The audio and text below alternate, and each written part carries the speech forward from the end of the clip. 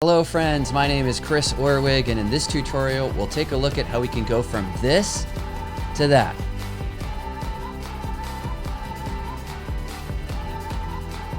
Alright, let's dive right in. In this start to finish tutorial, we will begin in Lightroom, and in Lightroom we'll make some basic adjustments. We'll use a graduated filter, radial filter, and then we'll jump over to Photoshop. In Photoshop, we'll do some retouching, and then we'll work on color and tone to create a dramatic look so that we can prepare this image so that we can share it on Instagram. Now, as a photographer, in many ways, I'm a minimalist. I like to walk around with a camera and a lens and capture portraits like this one here. And I love this portrait, but the exposure's off. So let's fix that. And let's do that here in the basic panel in Lightroom Classic. So we'll start off just by dropping our exposure slider down, bringing down the highlights. Then next I'm going to bring up my shadows and then maybe add a little bit of contrast. So already the image looks a ton better. If we tap the backslash key, that's the key which allows us to see the before, tap again, and now we can see the after. Or you can press the Y key. And if you press the Y key or Shift Y, you can have these different before and after views just to make sure that you're processing it in the right way. And so far, I would say, so we're going in the right direction, right? Now next I'm going to add a little bit of clarity, and I just like that mid-tone kind of contrast and that look right there. And so far so good. The image is much more kind of normalized. It was overexposed. I wasn't sure if it was a good image when I first saw it, but then after I made those first adjustments before I made this tutorial, I thought, yeah, okay, this is going in the right direction. Okay, well the next thing that I want to do is just look at the other brightness values of the image. Now, one of the things that I notice is that this side over here is a little bright, the middle of the jacket is bright, and then over here is bright. I like the brightness on the face, the background's okay, so I want to work on a large area.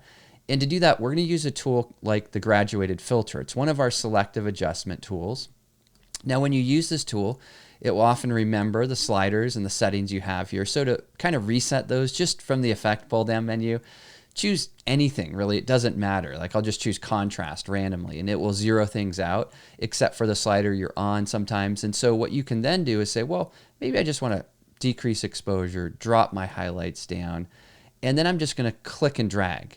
Now right now you can't really see what's happening, so let me exaggerate for a moment.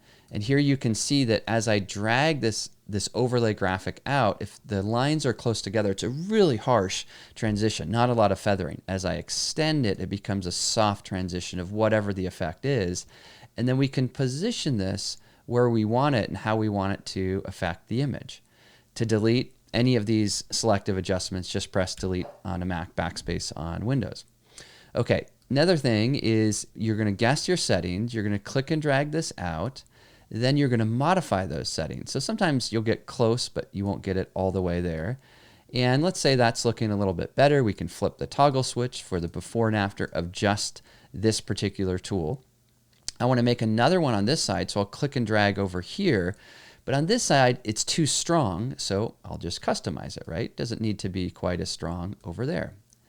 Now, if we want to go back to a previous adjustment, like this one, we click on it, we reactivate it, and we realize that, you know what, I like it, except it's darkening my background too much. I wish I could erase that, right? Well, of course, you can.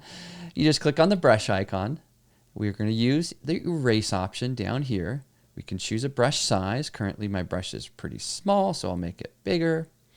I'm going to turn auto mask off because I just want more of a general erasing there. I don't want it to be exact to anything. Flow. The last time I used this, it was at 29. I'll keep it there and just try. And basically what I'm going to start to do is just go ahead and paint over this area a little bit. And I'm basically painting away this effect from this part of the image. Here you can see the before and now the after. Now sometimes what can happen is, let's say you're painting away and you make a mistake. So you paint it away where you actually wanted it. We'll just go back to the brush where you can add this, and I'll make my brush size a little bigger, and then I can add this effect back here. So it's really simple. Or maybe there's another area in the image that you're like, hey, you know, another area like maybe down here could use a little benefit from that, or maybe the strap, or maybe this little white area behind the guy, or maybe this part of the hat up here. You know, you can really go anywhere you want in the image. Okay, so far so good. I think these adjustments are looking good. So we can see here's our before, here's our after. Well, now that I've done that, the bright area in the center of his chest is kind of standing out. So I want to take that down. So we'll use, in this case, rather than the graduated filter, we're going to use a radial filter. And I'll use these similar settings, highlights drop down, and just click and drag this out. Now this works in the same way as far as feathering, and let me just exaggerate this for a moment, and you can see here we can control the feather value there, and it doesn't really matter what the adjustment is. Sometimes it's just easier to see it when you really exaggerate those sliders. And so we're looking for the right spot there. We're going to decrease our highlights, bring down the shadows there a little bit, and here we can see that before and after. Yeah, that's better, right? It's more kind of a balanced light flow. Now, this part of maybe it's a camera strap or something is too bright, so I'm going to create a new one, click new, go over here, and I want one just for this little area right here. So I'm going to do that, maybe add a little bit of warmth to it, and decrease my contrast. And again, I'm just looking to say, you know what, that was too shiny down there, right? That was distracting me from the subject. So far we've made some of those adjustments to darken areas. What about brightening? Well, it's same process. So click new.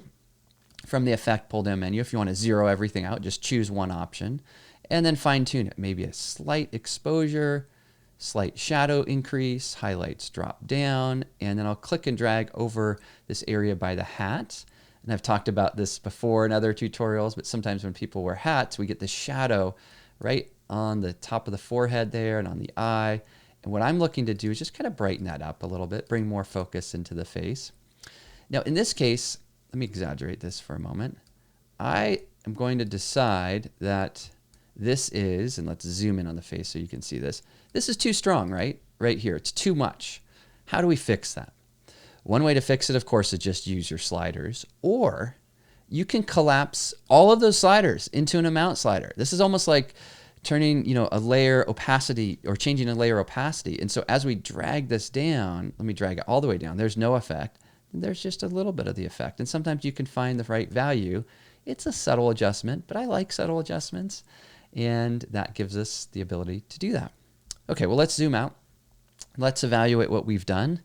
Do you remember how to do that? Do you remember the shortcut key? You can press the Y key. That's one of the ways you can see your before and after. You can press Shift Y also to toggle through the different before and after views. I like kind of the side-by-side for portrait orientation images. Or you can press the backslash key, and that allows you to see the before and then now the after. Okay, so I think we're going in a good direction. I think the image is in a pretty good place. Let's go ahead and send this file over to Photoshop. And to do that, we just press Command E on a Mac, Control E on Windows. All right, now we have the image open in Photoshop. What are we going to do? Well, let me create a little bit of a roadmap. And to do that, I'll create a layer, which I'll be deleting in a second. And I'm just going to add some notes here.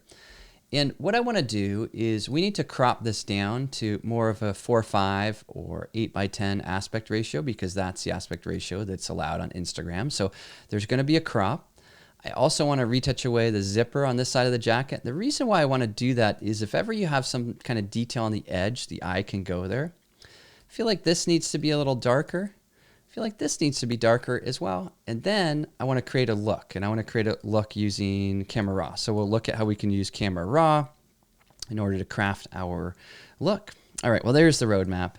Let's go ahead and begin. All right, well, one of the first things I want to do is I'm going to go ahead and click on the curves adjustment layer icon and just drag this down pretty far, probably too far, which is fine. Bring down my white point too, and that looks good.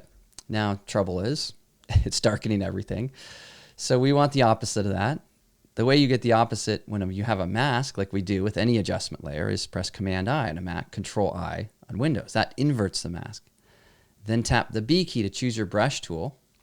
You want to be painting with white here, so we're going to choose white. And for our brush size, we're going to have a nice big brush, 0% hardness. And the opacity, let's go down to a lower opacity, maybe something in the 20s or 30s. Next step is my brush is still too small, so I'll tap the right bracket key to make it bigger. And then I'm just going to kind of slightly paint over the side of the image. Maybe the area right here too. Any other area where I feel like, you know what, that was just a little bit too bright. I want to apply this darkening effect over here because I realized, even though we did a little bit of work before, we didn't do enough. And so now we're kind of at a little bit of a better place with that. Okay, great. So we have now accomplished that little brightening effect. And now next, before we start retouching away anything, let's apply a crop, because we don't know what we're going to need to crop or need to retouch after the crop. So we'll go ahead to the crop tool, and it must be the last time I used this, it was 4:5 or 8:10. But if you don't have that, go to the options bar and then choose from the pull down menu that aspect ratio. This is the aspect ratio that Instagram allows for images that are in that portrait orientation. They don't allow the full aspect ratio that you get straight out of the camera. And I actually kind of like that. I've always liked that aspect ratio. So again, I'm just sort of going to crop the image based on how I think it will look good. And that will help me determine what I need to do with all this stuff. And then I'm going to leave delete crop pixels turned off, and then just press enter or return.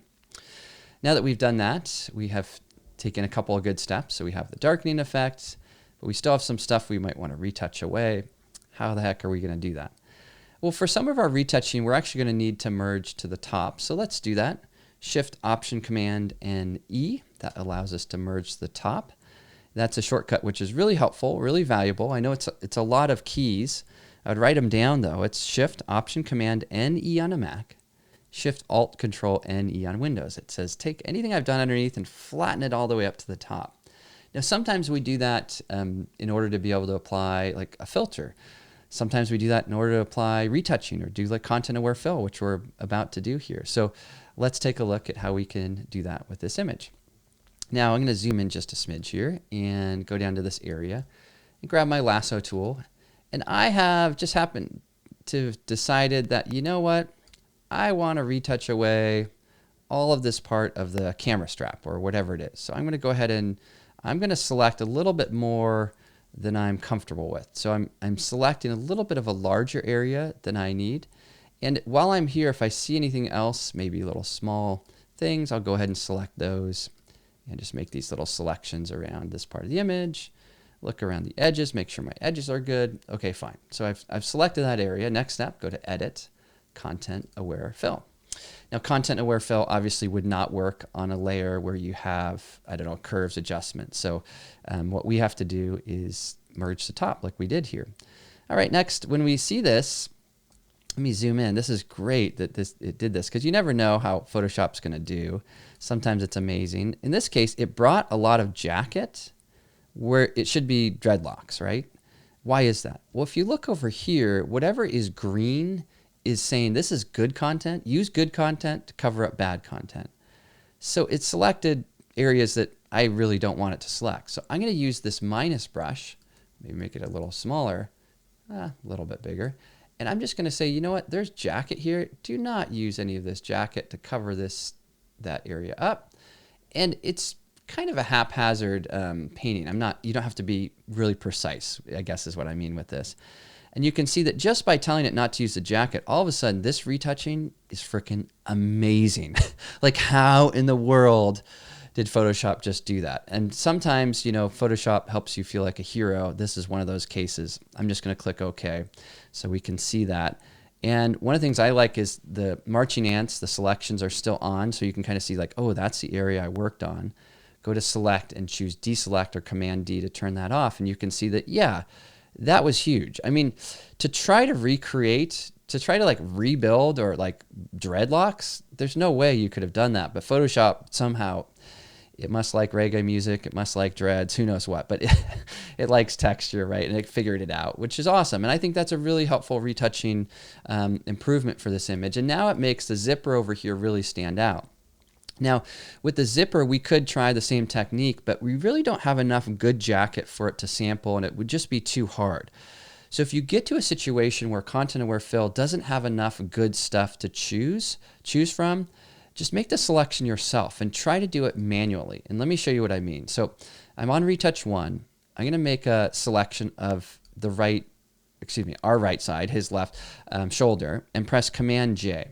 What essentially I've done is selected this good content, and then I'm going to take this good content and I'm going to put it over here. It's backwards. How do we flip it around? Command T on a Mac, Control T on Windows, then right click and choose Flip Horizontal, and then press Enter or Return. Okay, let me go through all of those movements again so that you know what I'm doing here.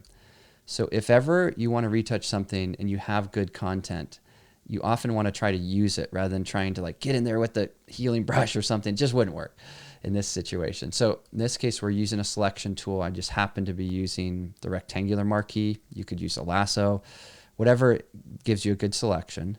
Then Command J on a Mac, Control J on Windows, then J for jump that to a new layer.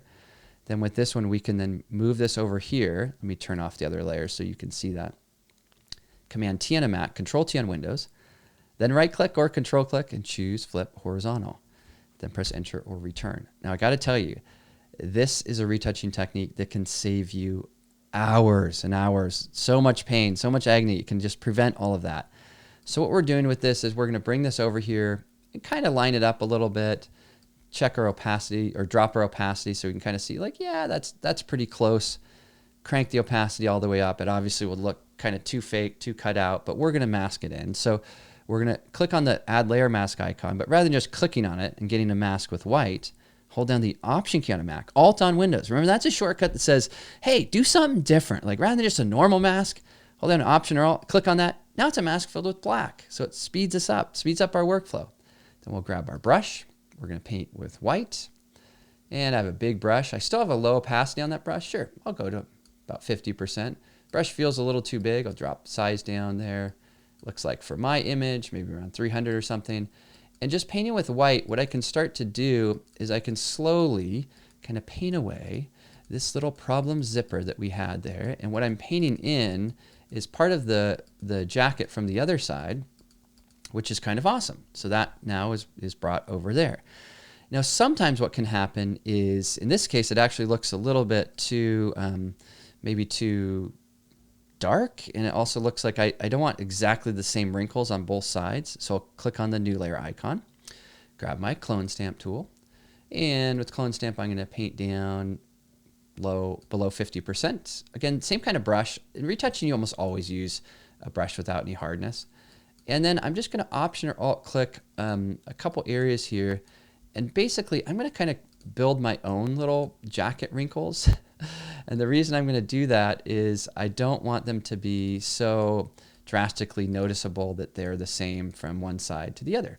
And so in doing this, you can kind of see how I'm sort of hiding my tracks there a little bit. And it's not huge, but sometimes it can help when you have something that you're using exactly from one side to the other. And you can just sort of change the shape, and basically you don't want anyone to notice what's there. And I think we got it. I think we did a pretty good job. Looks like I need to do a little bit more kind of cloning work here. Yeah, there we go. Okay, so far so good. We now have our retouching done. So here it is. Here's our before. Here's our after. Step one is complete. Now, normally I would flatten all these layers and, kind of to one layer so I wouldn't have to look at them and just move on with the task. But because it's a demo, I want to keep the layers so we can click through them at the end. But if it was your own file, what I would recommend is you go click and then shift click and then just press Command E. That allows you to merge all of the layers, kind of flatten them down. And I have to do that too because this is a huge file and my file size would just get gigantic if I kept every layer in the workflow. Okay.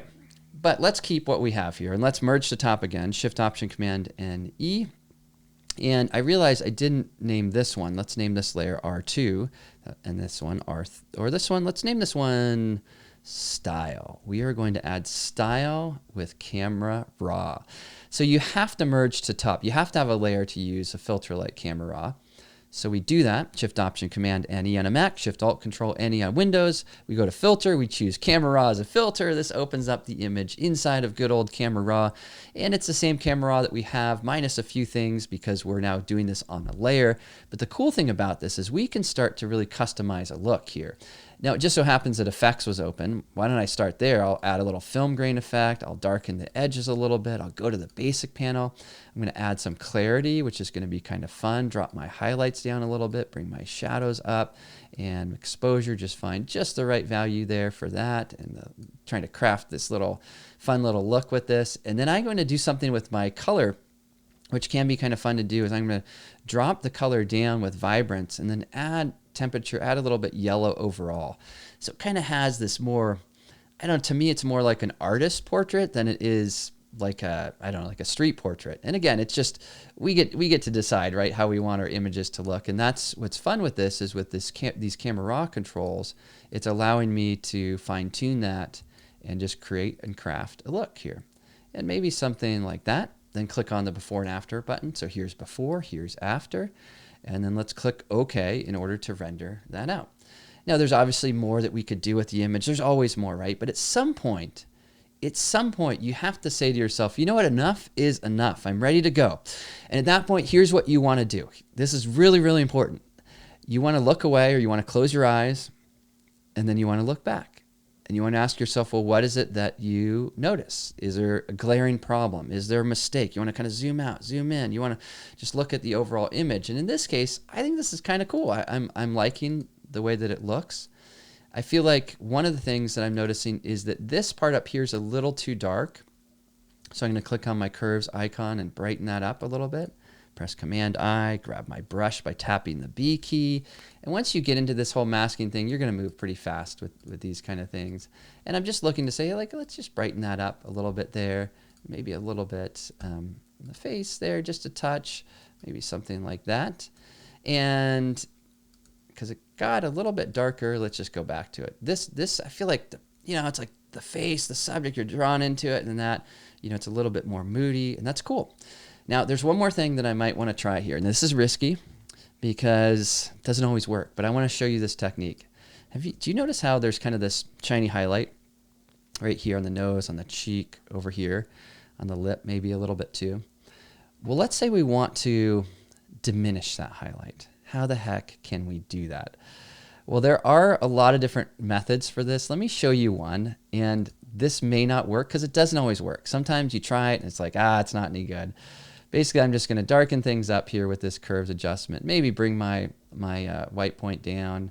It's just going to kind of dull those highlights out. Then go to the mask tab, go to color range, and in color range, we just want to click on one of the highlights like that. You can see, okay, there's my beautiful effect right there on that part of the nose. And let's say I also maybe want to hit the lip a little bit there too. So I'm going to hit the lip down here, and I want to try to hit this side of the cheek over here. So I'm basically selecting these areas of the image. Now, if I click OK right now, and if we zoom in on this so you can see this, it looks weird, right? I mean, it looks horrible. So you may, don't close the video yet, right? You may be thinking, Chris has lost his mind. What's going on? Well, if we look at the mask, if you option click it, you can see it's sampled all of these little bright areas. If you increase the feather value, what it will do is it will take all those little bright areas and sort of blend them into the surrounding areas. And sometimes you can find a value with this. You just sort of nudge it up. Let me turn this back on so you can see this. And see how now they're blending in? So here's without, and then here's with. It's kind of blending in nicely. Here's our before, here's our after. Then what we may have to do is go into our curves layer and add some color. So if we go to the red channel, if you drag up, this is going to look horrible for a second. You can see I'm adding red into this area. I don't want to add that much red, but just maybe a little hint of red. If we go to the blue-yellow channel, we drag down. We can add a little bit of yellow into that area. And so I'm just looking to kind of match the color that we have there. Go back to the red channel, add a little bit of red. And I'm just looking to kind of have that blend in. And you can see I'm matching skin tone, however we process that. And right now it is, let's call it maybe, let me just see if I can soften it just a smidge here with my feather. Yeah, like right there. That looks good. What I was going to say, it is okay. It's not amazing. So what I then do is drop my opacity back and just say, hey, maybe with the shine, what if we just take that back a little bit, I mean, shininess and brightness, that's all awesome and stuff. But in this case, yeah, let's knock that back. And I can't tell you how many times that has saved me, whether I'm shooting the studio or on the street or whatever. You're targeting a specific area, and then you're looking at how we can fine tune that. And if it isn't on the skin, if it's on a jacket or on any object, you can use the same technique. So just to reiterate that workflow, that was about creating a curves adjustment, kind of guessing, then going to the mask tab and working with color range. Then after that, feathering out the color range selection we just built. And then last but not least, working on the specific channels. Now, if all of that is really advanced to you, that's okay. Just know that's possible. Know it's something you may want to do down the road, and that it's one of the methods or techniques that we can use when we want to improve an image in that way. All right, well, now that I've done that, I'm actually going to do one more adjustment here, which is just going to be a little snap in color, brighten things up a little bit. And I'm going to go back to my vibrance in saturation. I'm going to bring out the color a little bit as well. I, for some reason, am just feeling this image like as this muted color palette. Looks kind of rad to me. Looks like, I don't know, I think it's kind of fun. I should also say, too, when you're working with their highlights like this, where's our highlight one? It's this one, right? Was it this one? Let me just find which one it was, of course. That was brightening the eyes. This was the highlights. If you realize that you get there and you want more, double click the curve. I didn't talk about this, and you could brighten or darken more. So we can always add, more darkening effect if we want to, or you can lessen it too. So just know that with your curve adjustment, you can always fine tune that, to get it exactly where you want it. I think ours looked good, maybe right around there. Alrighty, let's look at our before and after. Let's evaluate this bad boy, see how we are doing, and let's talk about workflow a little bit. So we brought this image over from Lightroom. We fixed exposure, or so we thought. Then we realized, hey, there's some bright areas we need to get rid of. Then we also realized there's some retouching. Let's use content-aware fill. That was awesome. Then we used that retouching technique to deal with this area over here, the zipper, and we got rid of that, which was kind of cool. And then we did a little more healing on top of it to kind of blend it in, or not healing, cloning to blend it in. Then we merged the top, and we used Camera Raw to add our style. We brightened up a little bit on the face. We darkened up those highlights a touch, and then maybe did a couple little final adjustments in this way. And let me just see, what do I really like? I kind of like it muted like that. Okay, well, last but not least, if this were, if I did have all of these layers here, I think I would go click and shift click and call this a group. So that's that stage, and click and shift click and call that a group. And I just like to group the layers, so you can say, okay, your stage 1 was really, light and retouching. Stage 2 was style. And that's really all that we did in order to create this. Hey, you guys, thank you so much for joining me in this tutorial. I hope that you're finding these to be valuable. Even more, I hope that you have a fantastic rest of your day. Thanks for joining me again. Yoo-hoo!